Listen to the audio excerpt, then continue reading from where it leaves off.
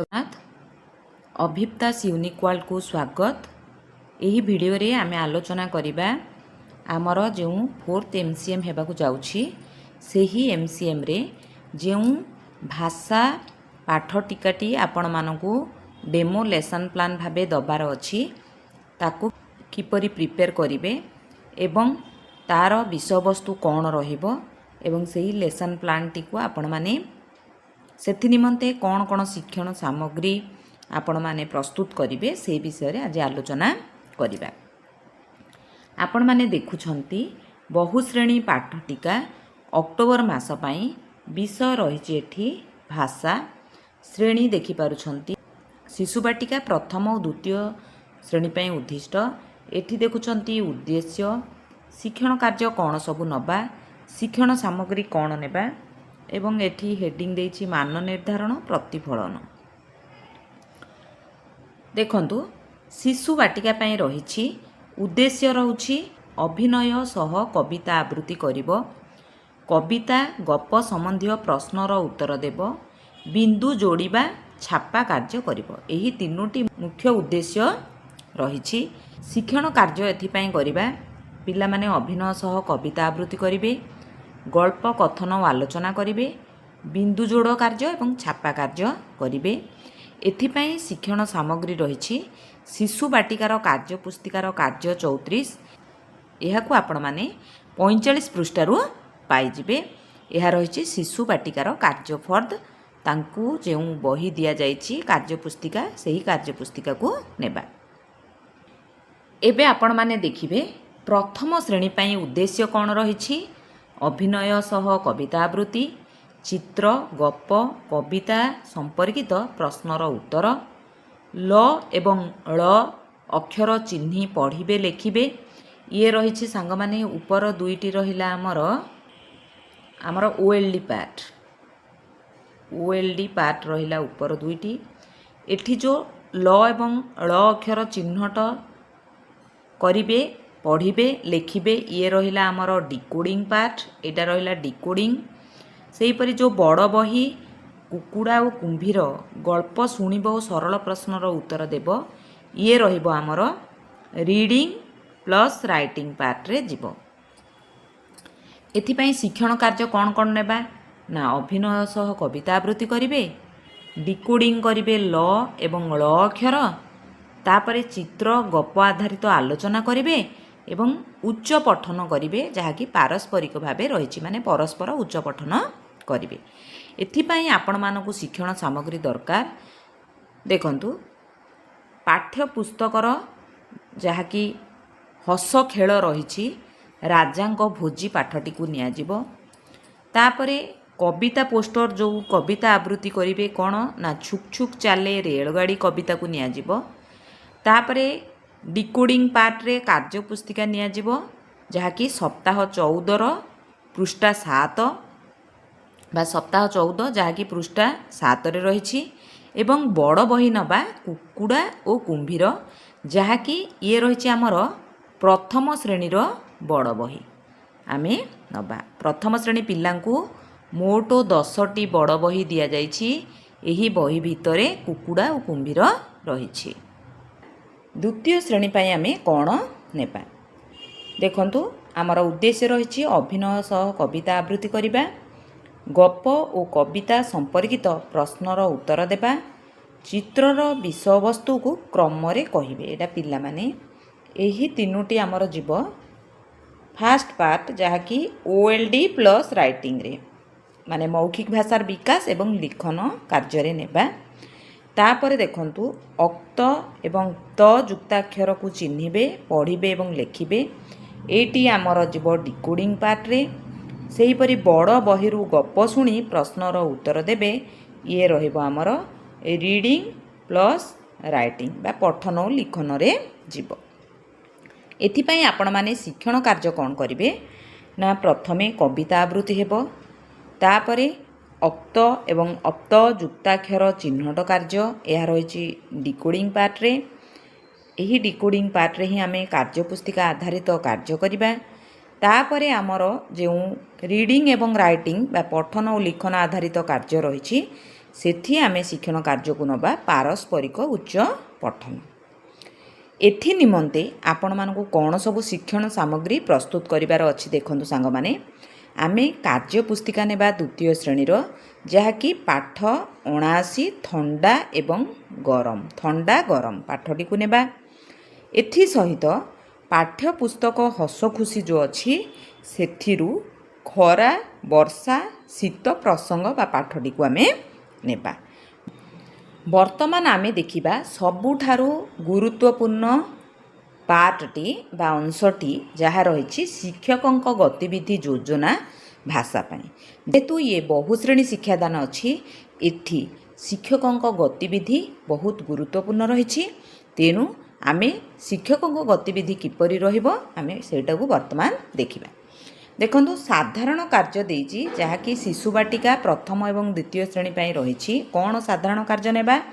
ସାଧାରଣ କାର୍ଯ୍ୟ ଅର୍ଥ ସମସ୍ତଙ୍କୁ ନେଇକି କାର୍ଯ୍ୟଟିକୁ କରିବା। ପ୍ରଥମେ ଆମେ ନେବା ଅଭିନୟ ସହ କବିତା ଆବୃତ୍ତି। ସେଥିପାଇଁ କବିତାଟି ଦେଖୁଛନ୍ତି ଛୁକ୍ ଛୁକ୍ ଚାଲେ ରେଳଗାଡ଼ି କବିତାକୁ ନିଆଯିବ। ଏହି କବିତା ଆବୃତ୍ତି ସରିଲା ପରେ କବିତା ସମ୍ବନ୍ଧୀୟ କିଛି ପ୍ରଶ୍ନ ପଚାରିଯିବ, ଯାହାକି ରହିଛି ରେଳଗାଡ଼ି କିପରି ଶବ୍ଦ କରେ, ତୁମେ ରେଳଗାଡ଼ିରେ ବସିଛ କି, ରେଳଗାଡ଼ି ଛଡ଼ା ଆଉ କେଉଁଥିରେ ଆମେ ଯିବା ଆସିବା କରୁ, ଏସବୁକୁ ପଚରାଯିବ। ଶିଶୁ ବାଟିକା ପ୍ରଥମ ଶ୍ରେଣୀ ପାଇଁ ଇଏ ରହିଛି ସାଧାରଣ କାର୍ଯ୍ୟ। ତାପରେ ଦ୍ୱିତୀୟ ଶ୍ରେଣୀ ପାଇଁ ଆମେ କ'ଣ କରିବା? ଦ୍ୱିତୀୟ ଶ୍ରେଣୀର ପାଠଟିକୁ ନେବା ଖରା ବର୍ଷା ଶୀତ, ତାକୁ ନେଇକି ପିଲାଙ୍କୁ ଗଳ୍ପ କଥନ କରିବା ଏବଂ ତତ୍ସମ୍ବନ୍ଧୀୟ କିଛି ପ୍ରଶ୍ନ ଉତ୍ତର ଆଲୋଚନା କରିବା। ଯେପରିକି ପ୍ରଶ୍ନ ଉତ୍ତର ଗୁଡ଼ିକ ରହିଛି, ଖରାଦିନେ ଗଛ ସବୁ ଝାଉଁଳି ଯାଏ କାହିଁକି, ଶୀତ ଦିନେ କେଉଁ ସବୁ ଫୁଲ ଫୁଟେ, ତୁମେ ବର୍ଷା ଦିନେ କ'ଣ କର, ତୁମକୁ କେଉଁ ଋତୁ ଭଲ ଲାଗେ ଓ କାହିଁକି। ଏହିପରି ଅନେକ ପ୍ରଶ୍ନ ଆପଣମାନେ ନିଜେ ପ୍ରସ୍ତୁତ କରିପାରିବେ। ଏବେ ଆମେ ଦେଖିବା ଟିଚର ପ୍ରଥମେ କେଉଁ ଶ୍ରେଣୀକୁ ଯିବେ ଏବଂ କିପରି ଶ୍ରେଣୀ ପରିଚାଳନା କରିବେ। ଦେଖନ୍ତୁ T1 ମାନେ ଟିଚର ମୁଭମେଣ୍ଟ 1। ପ୍ରଥମେ ଶିକ୍ଷକ କ'ଣ କରିବେ? ଖରା ବର୍ଷା ଶୀତ ଗଳ୍ପ ଆଧାରିତ ସରଳ ପ୍ରଶ୍ନର ଉତ୍ତର ଲେଖିବା ପାଇଁ କହିବେ। ଦେଖନ୍ତୁ ଏଠି ସାଧାରଣ କାର୍ଯ୍ୟରେ ପିଲାଙ୍କୁ ଉକ୍ତ ପ୍ରସଙ୍ଗ ଆଧାରିତ ପ୍ରଶ୍ନ ଉତ୍ତର ପଚରାଯାଇଛି, ଏଠି ଲେଖିବା ପାଇଁ ଦେବେ। ତେଣୁ ପ୍ରଥମେ ଶିକ୍ଷକ କ'ଣ କରିବେ ନା ଦ୍ୱିତୀୟ ଶ୍ରେଣୀକୁ ପ୍ରଥମେ ଯିବେ। ତାଙ୍କୁ ଲିଖନ କାର୍ଯ୍ୟ ଦେଲା ପରେ ସେମାନେ ଲେଖୁଥିବେ। ତାପରେ ଶିକ୍ଷକ କ'ଣ କରିବେ? ଦେଖନ୍ତୁ ଇଏ ରହିଛି ଶିଶୁ ବାଟିକା ଏବଂ ପ୍ରଥମ ଉଭୟ ଶ୍ରେଣୀକୁ ନେଇକି ଏ କାର୍ଯ୍ୟଟି କରିବା। T2 ମାନେ ଟିଚର 2 ନମ୍ବରରେ ଆମର ଶିଶୁ ବାଟିକା ପ୍ରଥମ ଶ୍ରେଣୀକୁ ଆସିବେ। ଆସିକି ତାଙ୍କୁ ଗୋଟିଏ ଚିତ୍ର ପୋଷ୍ଟର ଦେବେ, ଯାହାକି ଗାଁରେ ସକାଳ ରହିଛି ଚିତ୍ର ପୋଷ୍ଟରଟି। ସେହି ଚିତ୍ର ପୋଷ୍ଟରଟିକୁ ଦେଇ ଆଲୋଚନା କରାଇବେ। ଆଲୋଚନା ଆଧାରିତ କିଛି ପ୍ରଶ୍ନ ପଚାରିବେ, ଯେପରିକି ଏହି ଚିତ୍ରରେ କ'ଣ ସବୁ ଦେଖୁଛ, ବଗଟି ଥଣ୍ଟରେ କ'ଣ ଧରିଛି, ମା ମାଠିଆରେ ପାଣି ନେଇ କ'ଣ କରିବେ, ଏହିପରି କିଛି ପ୍ରଶ୍ନ ପଚାରିବେ। ତାପରେ ପ୍ରଶ୍ନୋତ୍ତର ଆଲୋଚନା ହେଲା ପରେ ଶିକ୍ଷକ ଶିଶୁ ବାଟିକା ପିଲାଙ୍କୁ କ'ଣ କରିବେ ନା T3ରେ ଟିଚର ମୁଭମେଣ୍ଟ 3ରେ ପିଲାଙ୍କୁ ସେମାନଙ୍କର ଯେଉଁ କାର୍ଯ୍ୟ ପୁସ୍ତିକା ଦିଆଯାଇଛି ତାର କାର୍ଯ୍ୟ 34, ଯାହାକି ପୃଷ୍ଠା 45ରେ ରହିଛି, ତାକୁ ଦେବେ ଏବଂ ପିଲାଙ୍କ ଦ୍ୱାରା ବିନ୍ଦୁ ଯୋଡ଼ କାର୍ଯ୍ୟକୁ କରାଇବେ। ପିଲା ଏହି କାର୍ଯ୍ୟ କରୁଥିବେ। ତାପରେ ଶିକ୍ଷକ କ'ଣ କରିବେ? ପ୍ରଥମ ଶ୍ରେଣୀକୁ ଯାଇ ପିଲାଙ୍କ ଦ୍ୱାରା ଚିତ୍ର ଅଙ୍କନ କାର୍ଯ୍ୟ କରିବେ। ଦେଖନ୍ତୁ ଉପରେ ଚିତ୍ର ପୋଷ୍ଟର ଦିଆଯାଇଛି ଗାଁରେ ସକାଳ, ତେଣୁ ସେମାନଙ୍କୁ ସେହି ଆଧାରିତ କିଛି ଚିତ୍ର କରିବା ପାଇଁ ଦିଆଯିବ। ତାପରେ ଶିକ୍ଷକ ଦ୍ୱିତୀୟ ଶ୍ରେଣୀକୁ ପୁଣି ଯିବେ ହେରି T5ରେ। ଦ୍ୱିତୀୟ ଶ୍ରେଣୀକୁ ଯାଇକି ଯେଉଁ ପ୍ରଶ୍ନୋତ୍ତର ପିଲାଙ୍କୁ ଲେଖିବାକୁ ଦେଇଥିଲେ ତାର ତଦାରଖ କରିବେ। ଫାଷ୍ଟରେ ତାର ତଦାରଖ କରିବେ। ତାପରେ ଚିତ୍ର କାର୍ଡ଼ ଦେବେ, ଯେପରିକି ରକ୍ତ, ଡାକ୍ତର, ସପ୍ତଫେଣି, ବ୍ରଜ କାପ୍ତା, ବଜ୍ର କାପ୍ତା, ଏଇଟା ବ୍ରଜ ହେଇଯାଇଛି, ବଜ୍ର କାପ୍ତା, ଏହିପରି କିଛି ଅକ୍ତ ଏବଂ ଅପ୍ତ ଲାଗିଥିବା ଶବ୍ଦ, ଅପ୍ତ ଅକ୍ତ ଲାଗିଥିବା କିଛି ଶବ୍ଦ ଆଧାରିତ ଚିତ୍ର କାର୍ଡ଼ ପିଲାଙ୍କୁ ଦେବେ। ଦେଇ ସାରିଲା ପରେ ତାଙ୍କୁ ପଢ଼ିବାକୁ କହିବେ ଏବଂ ଅକ୍ତ ଅପ୍ତକୁ ଚିହ୍ନଟ କରିବାକୁ କହିବେ। ଇଏ ରହିଛି ଡିକୋଡ଼ିଂ ପାର୍ଟରେ। ତାପରେ ବହିର ଯେମିତି ଅକ୍ତ ଅପ୍ତ ଚିହ୍ନଟ ପିଲାମାନେ କରିବେ ସେହି କାର୍ଯ୍ୟକୁ କରାଇବେ। ତାପରେ କ'ଣ କରିବେ ନା ପାଠ୍ୟପୁସ୍ତକର ଅଭ୍ୟାସ କାର୍ଯ୍ୟ 1କୁ ନେଇ ଶବ୍ଦ ଲିଖନ କରିବେ। ଦେଖନ୍ତୁ ସାଙ୍ଗମାନେ, ଏ ସବୁଯାକ ରହିଛି ଆମର ଡିକୋଡ଼ିଂ ପାର୍ଟରେ। ଅକ୍ତ ଅପ୍ତ ଚିତ୍ର କାର୍ଡ଼ ଦେଖିକି କହିବେ, ବହିରୁ ଚିହ୍ନଟ କରିବେ ଏବଂ ଅଭ୍ୟାସ କାର୍ଯ୍ୟ ମଧ୍ୟ ଦେବେ। ଏଠି ଦେଖନ୍ତୁ T5 ସରିଗଲା। ତାପରେ ଶିକ୍ଷକ ଦ୍ୱିତୀୟ ଶ୍ରେଣୀରୁ ପ୍ରଥମେ କ'ଣ କରିବେ, ଦ୍ୱିତୀୟ ଶ୍ରେଣୀରୁ ସିଧା ଆସିବେ ଶିଶୁ ବାଟିକାକୁ। ଶିଶୁ ବାଟିକାରେ ଆସିକି ଯେଉଁ ନ୍ୟସ୍ତ କାର୍ଯ୍ୟ ଦେଇଥିଲେ, ଯେଉଁ ବିନ୍ଦୁ ଯୋଡ଼ କାର୍ଯ୍ୟ, ସେହି କାର୍ଯ୍ୟ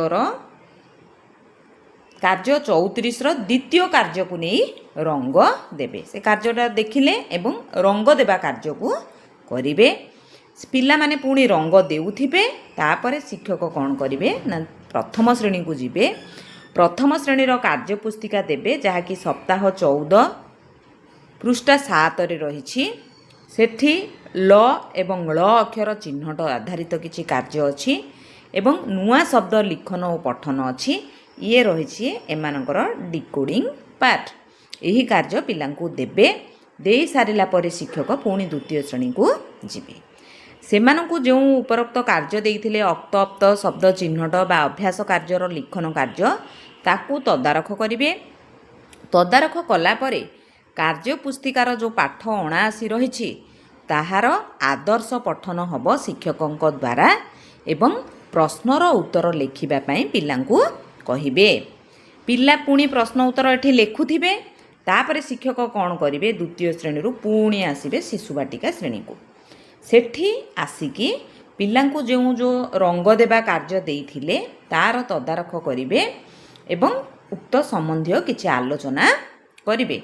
ଏହି ଆଲୋଚନା ପରେ ଶିକ୍ଷକ ପୁଣି ଆସିବେ ଆମର ପ୍ରଥମ ଶ୍ରେଣୀକୁ। ତାଙ୍କୁ ଯେଉଁ କାର୍ଯ୍ୟପୁସ୍ତିକାର କାର୍ଯ୍ୟ ଦେଇଥିଲେ ସେହି କାର୍ଯ୍ୟର ଆଲୋଚନା କରାଇକି ତାର ତଦାରଖ ସଂଶୋଧନ କରିବେ। ତାପରେ ପୁଣି ଯିବେ ଦ୍ୱିତୀୟ ଶ୍ରେଣୀକୁ। ସେଠି ଯେଉଁ ଆଦର୍ଶ ପଠନ ଏବଂ ପ୍ରଶ୍ନର ଉତ୍ତର ଲିଖନ କାର୍ଯ୍ୟ ଦେଇଥିଲେ ତାର ତଦାରଖ ଏବଂ ସଂଶୋଧନ କରିବେ। ଏହାପରେ ଶିକ୍ଷକ କ'ଣ କରିବେ ନା ଦେଖନ୍ତୁ T12ରେ ଶିକ୍ଷକ କ'ଣ କରିବେ, 3ଟି ଶ୍ରେଣୀ ପିଲାଙ୍କ ସହ ବଡ଼ ବହି ଆମର କୁକୁଡ଼ା ଓ କୁମ୍ଭୀରକୁ ନେଇ କାର୍ଯ୍ୟ କରିବେ। ଏହି କୁକୁଡ଼ା ଓ କୁମ୍ଭୀର ପ୍ରଥମ ଶ୍ରେଣୀ ବଡ଼ ବହିରୁ ଆପଣମାନେ ପାଇଯିବେ। ପ୍ରତି ବିଦ୍ୟାଳୟକୁ ପ୍ରଥମ ଶ୍ରେଣୀ ପାଇଁ ସାଙ୍ଗମାନେ 10ଟି ଲେଖାଏଁ ବଡ଼ ବହି ଯାଇଥିବ। ସେହି ଭିତରେ ଆମର କୁକୁଡ଼ା ଓ କୁମ୍ଭୀର ରହିଛି। ସେହି କାର୍ଯ୍ୟରେ ପ୍ରଥମେ ଚିତ୍ର ଆଧାରିତ ଆଲୋଚନା ହେବ। ତାପରେ ଶିକ୍ଷକ ଗପଟାକୁ କହିବେ, ଗପ ସମ୍ବନ୍ଧୀୟ ଆଲୋଚନା କରିବେ। ଇଏ ରହିଲା ରିଡ଼ିଂ ପାର୍ଟ। ଏଠି ଆରମ୍ଭ ହୋଇଗଲା ଆପଣଙ୍କର ରାଇଟିଂ ପାର୍ଟ। ତେଣୁ ଶିଶୁ ବାଟିକା ପାଇଁ କ'ଣ ରାଇଟିଂ ଦେବେ ବଡ଼ ବହିର ନା ଚିତ୍ର ଅଙ୍କନ ଦେବେ ଶିଶୁ ବାଟିକା ପ୍ରଥମ ଶ୍ରେଣୀକୁ ଏବଂ ଦ୍ୱିତୀୟ ଶ୍ରେଣୀ ଯେହେତୁ ବଡ଼ ଅଛନ୍ତି ତାଙ୍କ ପାଇଁ ଶ୍ରୁତ ଲିଖନ ଦେବେ, ଯାହାକି କୁକୁଡ଼ା ଓ କୁମ୍ଭୀର ବଡ଼ ବହି ଆଧାରିତ ହୋଇଥିବ। ତେଣୁ ଏହିପରି ଭାବରେ ଆମର ଲିଟ୍ରେସି ଲେସନ୍ ପ୍ଲାନ୍ଟି ଆପଣମାନେ ଦେବେ ଏବଂ ଲେସନ୍ ପ୍ଲାନ୍ଟିକୁ ଖାତାରେ ନିଜେ ଲେଖିବେ। ଆପଣମାନେ ଯଦି ଚାହୁଁଛନ୍ତି ଏହାର ଲେସନ୍ ପ୍ଲାନ୍ଟିକୁ ଖାତାରେ ଆପଣମାନେ କିପରି ଲେଖିବେ ମୋତେ ମେସେଜ୍ କଲେ ମୁଁ ନିଶ୍ଚୟ ଲେସନ୍ ପ୍ଲାନ୍ଟି କିପରି ଲେଖିବେ ତାହାର ଭିଡ଼ିଓ ଆପଣମାନଙ୍କୁ ପ୍ରଦାନ କରିବି। ତେଣୁ ଆଶା କରୁଛି ଭିଡ଼ିଓଟି ନିଶ୍ଚୟ ଭାବେ ଆପଣମାନଙ୍କ ପାଇଁ କାର୍ଯ୍ୟରେ ଆସିବ।